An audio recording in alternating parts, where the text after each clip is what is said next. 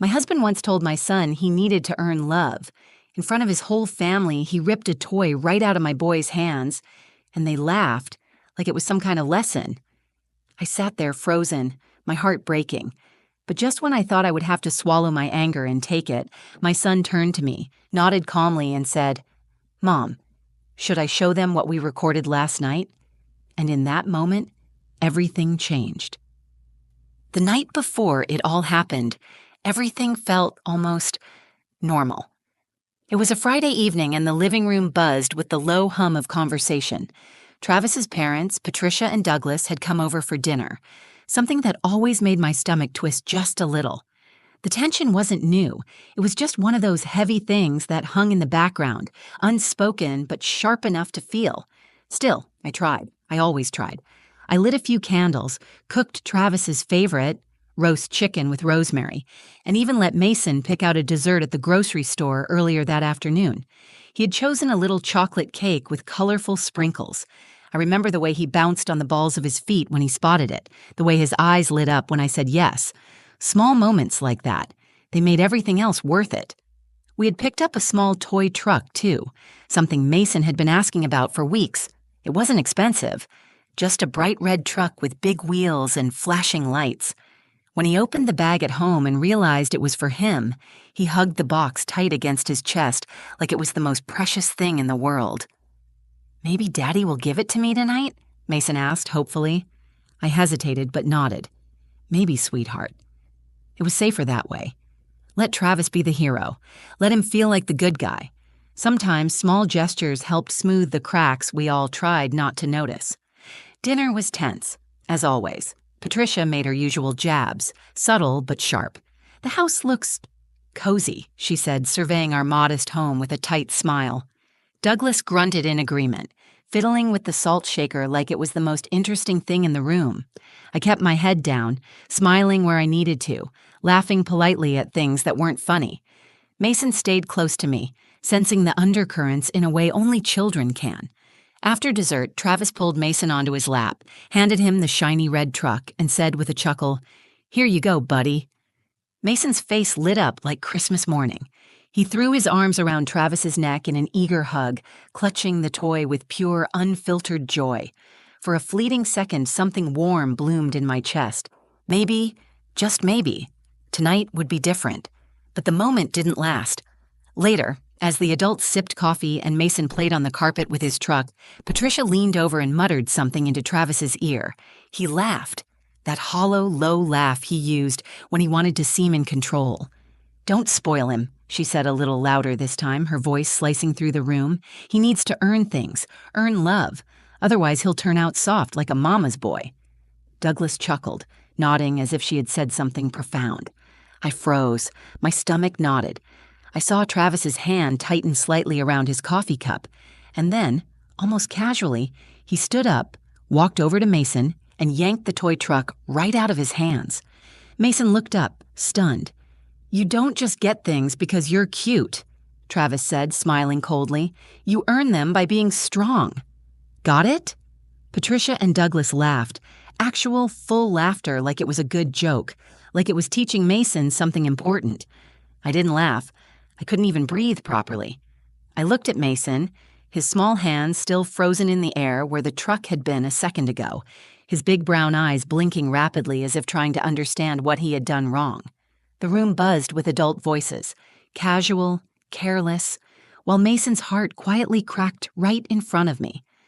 I reached for his hand under the table, squeezing it, anchoring him, even as my own world tilted. Inside I was a storm, rage, shame, helplessness.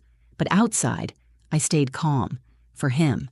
And that's when Mason, still holding my hand, leaned closer and whispered, just loud enough for me to hear, "Mom, should I show them what we recorded last night?" Turned to him, startled, my mind racing. The recording, I had forgotten all about it. The night before, while cleaning up after dinner, I had left my phone recording on accident. It captured every casual cruelty, every mocking word they thought Mason was too young to understand. I squeezed his hand back, heart pounding. This wasn't over, not by a long shot.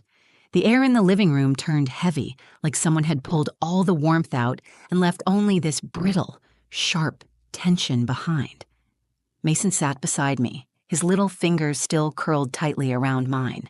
His new truck lay abandoned on the coffee table where Travis had tossed it without a second thought, as if it were a piece of trash instead of the treasure Mason had believed it was just moments before. I could feel every set of eyes in the room pressing down on us. Patricia's smug satisfaction, Douglas's silent approval, Travis's rigid pride. It was like they were daring me to say something, to make a scene, to prove once again that I was too emotional, too soft, too much. But it wasn't just about me anymore.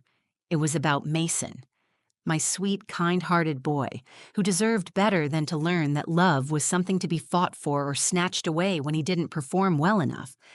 I could see him shrinking, folding in on himself, the way kids do when they think they've disappointed the people they love most. And that's when I realized, if I stayed silent now, I would be teaching him the wrong lesson. I would be teaching him that the people who hurt you the most get to walk away without consequence, that you have to swallow your pain to keep the peace, that love is conditional, something you can lose the moment you're not good enough. And I couldn't do that to him. I wouldn't. Mason tugged gently at my sleeve, tilting his head toward the phone I had left charging by the window. "Mom," he whispered again, a little louder this time. "Should I show them what we recorded last night?" I could feel Travis stiffen across the room. Patricia's smirk faded slightly. The mood shifted, from amusement to suspicion prickling under the surface. "What's he talking about?" Travis asked, forcing a chuckle that didn't quite reach his eyes. I swallowed hard, heart thundering in my chest. "You know," I said calmly, lifting my gaze to meet Travis's. "That little conversation you had with your parents after dinner last night, the one where you thought Mason was asleep." Travis's face darkened. Patricia sat up straighter, adjusting the collar of her sweater. Douglas pretended to check his watch, suddenly very interested in the time. Mason slid off the couch and crossed the room, picking up my phone with a confidence that made my heart swell with pride and sorrow at the same time. He knew. He had heard it all. And he wasn't going to let them pretend anymore. "Mason," Travis barked, his voice sharp, "give that to me." But Mason just looked at him, really looked at him, and didn't move. "Mom said I could," he said simply. I nodded once, giving him permission in the quiet way only a mother and child can understand. Mason tapped the screen, and the recording started to play. At first, there was just the clinking of dishes and chairs scraping against the floor. Then came the voices. Clear, undeniable. Patricia's laugh, sharp and cutting. "You're spoiling him, Travis. He's weak. She's raising a little princess." Then Travis's voice, thick with disdain. "She's making him soft. The world's going to chew him up. I'm not bailing him out when he falls apart." I watched their faces tighten as their own words filled the room. The arrogance drained from Patricia's expression. Douglas stared down at the floor. Travis shifted uncomfortably, crossing his arms over his chest like a shield.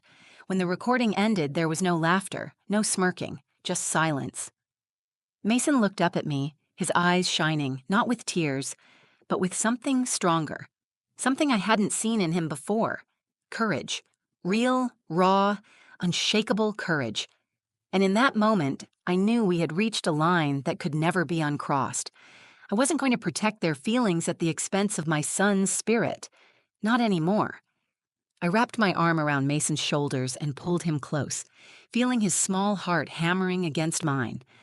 "You don't have to fight for love, baby," I whispered into his hair. "You already have it. Always." He nodded against me, believing it. And for the first time that night, I felt something rise in me that was bigger than fear. It was strength. It was the beginning of something new. And I wasn't going to let them steal it from us. Not ever again. The room sat in stunned, uncomfortable silence. The only sounds were the faint ticking of the clock above the fireplace and Mason's soft breathing against my side. Travis stood stiffly by the coffee table, arms crossed so tightly his knuckles turned white. His parents shifted in their seats, each of them looking everywhere but at me or Mason. They weren't used to being called out, certainly not by a 7-year-old with a backbone stronger than they ever expected. I could feel the moment hanging there, teetering. There was still time to back down, to smooth it over with a fake smile, a rushed apology, To pretend this hadn't happened, that was the Carter way. Ignore it, bury it, pretend everything was fine. But I wasn't a Carter, and Mason deserved better. So I made a decision, not in anger, but in absolute, unwavering clarity. I stood up, still holding Mason's hand. I faced Travis fully, my voice steady but unmistakably firm. "We are not doing this anymore," I said quietly. "We are not raising our son to believe he has to earn love or approval. He is enough exactly as he is." Travis's jaw clenched. "You're making him weak," he snapped. "The world's not going to hand him trophies for breathing, Lena." I could hear Patricia muttering under her breath, something about spoiling and soft boys who can't handle real life. But I didn't flinch. I didn't argue. I didn't plead for understanding, not this time. Instead, I dropped to one knee so I was eye level with Mason. I brushed the hair from his forehead and looked him squarely in the eyes, making sure my words would etch themselves into his heart forever. "You don't have to be anything other than yourself to be worthy of love, Mason," I said. "You don't have to be tougher. You don't have to be colder. You just have to be you." His little face crumpled, but not from sadness, from relief, from knowing that someone was standing up for him, with him. He threw his arms around my neck and squeezed with all the strength his small body could muster. Behind me, I heard Travis scoff. "Unbelievable," he muttered. I turned then, standing tall again, but this time holding Mason's hand even tighter. "You can believe whatever you want, Travis," I said, my voice cutting cleanly through the tension.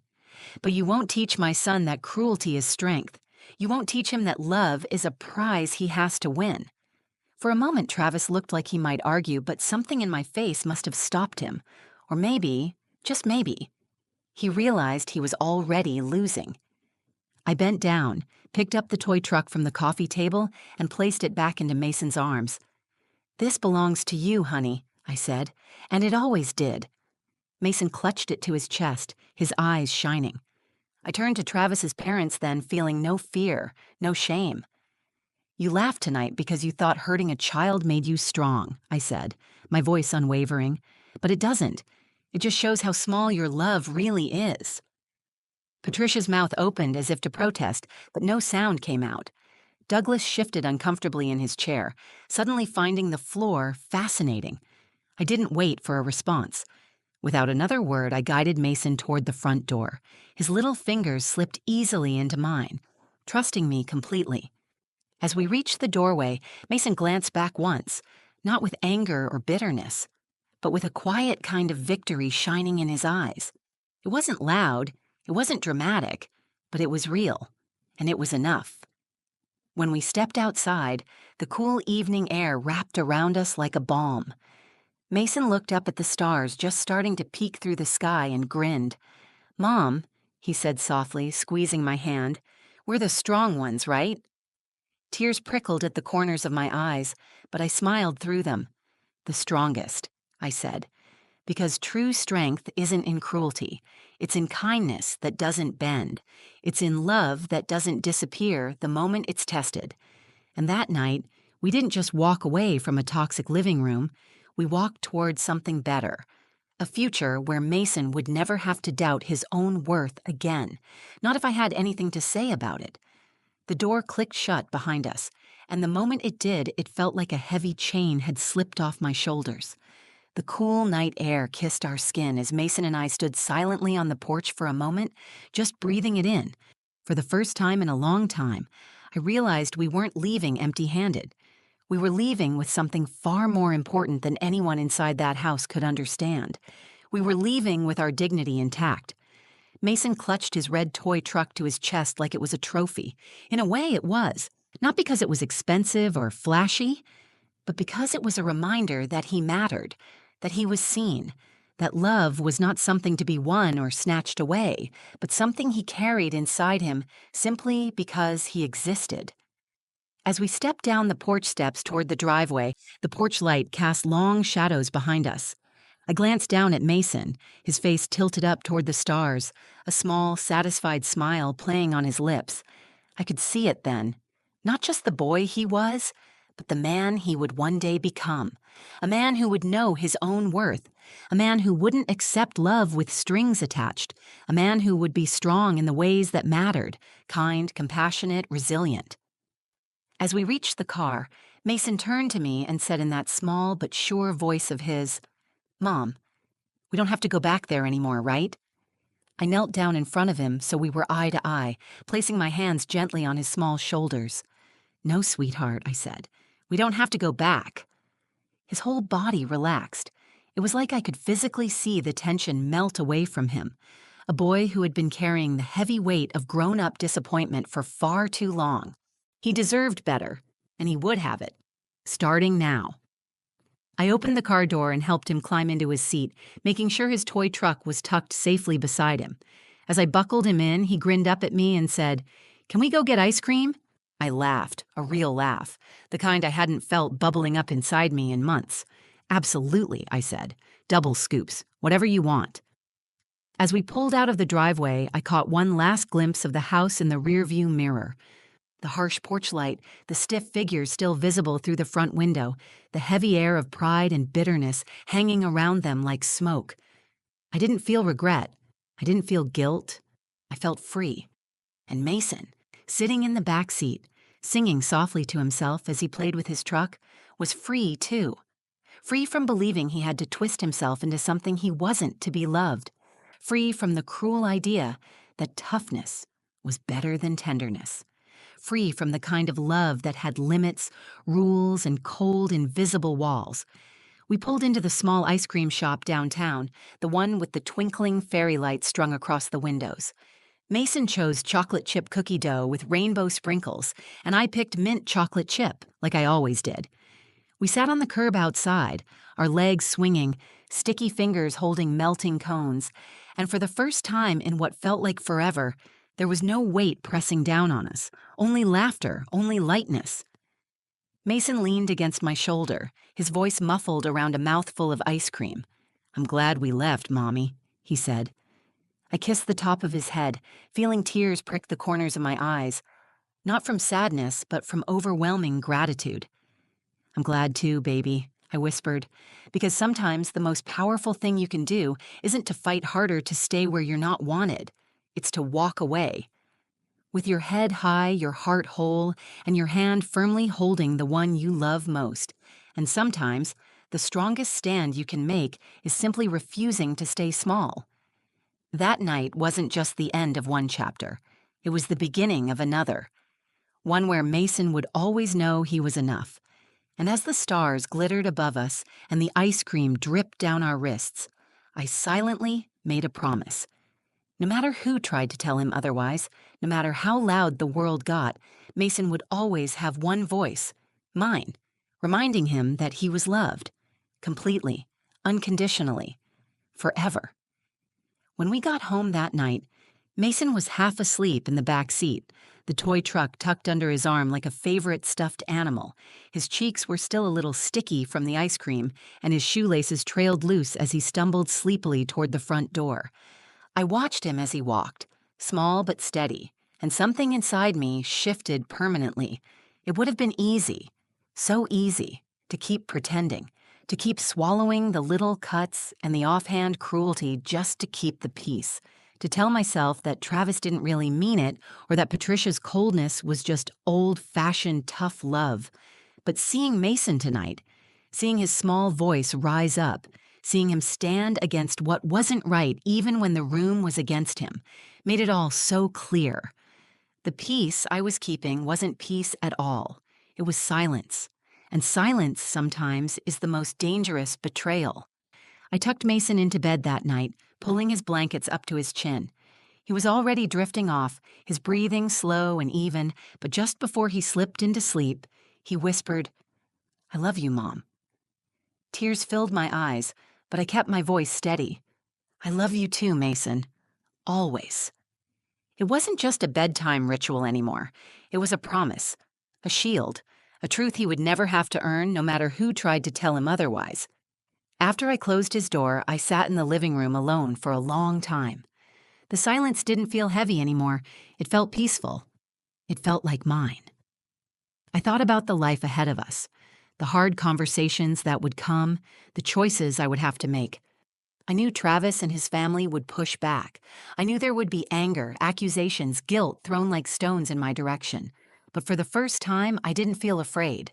I felt ready. Because protecting Mason's spirit, his kindness, his softness, his belief that love wasn't something you earned, but something you deserved, was more important than any uncomfortable family dinner or strained marriage. In the weeks that followed, I started making changes. Small at first, boundaries laid out clearly and firmly. No more unannounced visits from Patricia and Douglas. No more leaving Mason alone in situations where his heart might be bruised without anyone noticing. No more apologies for choosing his emotional safety over outdated ideas of toughness. And bigger changes, too. Counseling appointments, hard conversations with Travis that ended with more silence than solutions. Plans quietly forming in the background for a life where Mason and I could breathe freely every single day, not just after escaping toxic evenings. It wasn't easy. It wasn't perfect. But it was ours. And it was real. Mason flourished in ways I hadn't even realized he was holding back before. He laughed louder. He asked more questions. He hugged tighter. He built pillow forts and sang in the shower and cried when he needed to without fear of being called weak. He became exactly what I had always hoped he would be. Not tougher, not harder, just himself. And that was more than enough.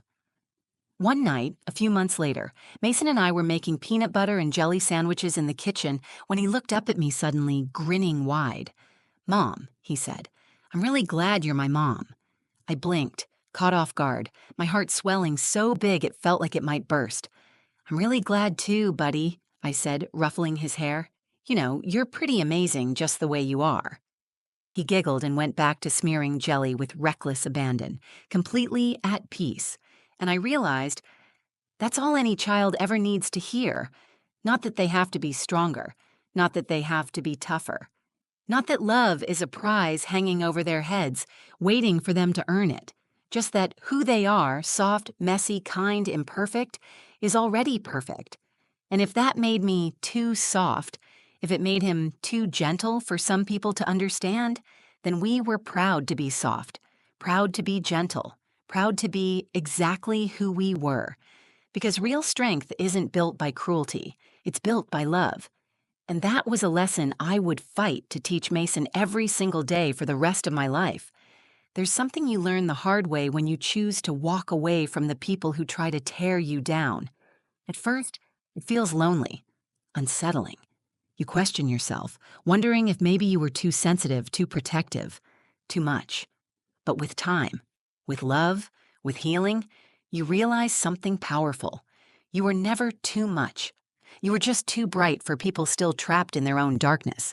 And that's okay. Not everyone will understand the kind of love that doesn't come with conditions. Not everyone will appreciate the kind of strength that stands quietly, without shouting or striking back. Not everyone will celebrate softness, gentleness, kindness. But those who matter will. Those who matter will see your heart. And they will protect it, like it's something precious, not something that needs to be hardened or hidden. That's the future I chose for Mason. A future where his heart would be a strength, not a weakness. Where he would know, without question, that he is worthy of love exactly as he is. No performance required, no tests to pass, no approval to beg for.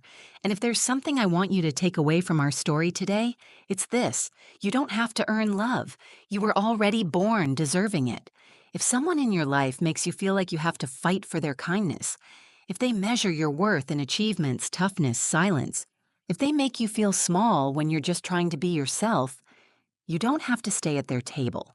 You are allowed to stand up, take your love with you, and build a new table, one filled with warmth, compassion, and people who get it. It's not always easy. Sometimes it feels like walking through a storm without a map, but the peace waiting for you on the other side, it's bigger than you can imagine. It's laughter over melting ice cream. It's tiny hands holding onto yours without fear. It's quiet nights where love wraps around you like a warm, safe blanket. It's freedom. And it's yours, if you're brave enough to choose it. Tios. You know, if this story touched you, If it reminded you of your own strength or the battles you've fought for your children, your younger self, or even your current self, please let me know. Hit the like button. It helps others who might need this reminder to find it too. Leave a comment. I would love to hear your story. Have you ever had to walk away from a toxic situation to protect your heart or your family? Have you ever been told you were too soft when really you were just strong in all the ways that matter? Share it with me. You are not alone here. This is a space for real stories, real hearts, real healing. Share this video with someone who needs to hear it. You never know who might be struggling to believe that they are enough, just as they are. And if you'd like to hear more real stories about love, resilience, and finding your own voice, subscribe to the channel and join this little community we're building. It's a place where softness is celebrated, kindness is strength, and no one has to earn their seat. Thank you for spending this time with me today. Thank you for listening to our story. Thank you for choosing love for yourself, for your family, for the world. And always remember, strength isn't about how hard you become. It's about how much you're willing to stay soft in a world that tries to harden you. You are enough, exactly as you are. And you always have been.